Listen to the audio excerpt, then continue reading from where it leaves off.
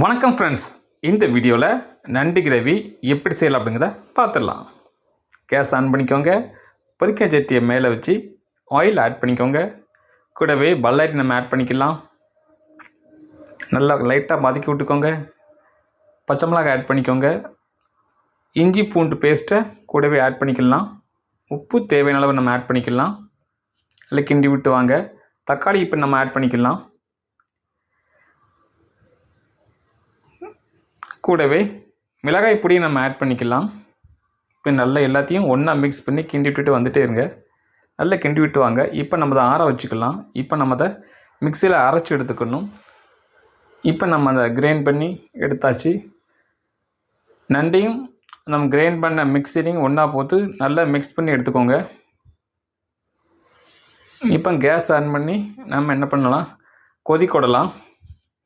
இப்போ நமக்கு நண்டு கிரேவி நல்லா கொதிச்சிட்ருக்கு. கொத்தமல்லி இலையை நம்ம ஆட் பண்ணிக்கலாம். கிட்டத்தட்ட நமக்கு ரெடி ஆகிட்டு இப்போ நம்ம டேஸ்ட் பண்ணி பார்க்கலாம். டேஸ்ட் வேறு லெவல், சூப்பர். உங்களுக்கு நண்டு கிரேவி பிடிக்குமா?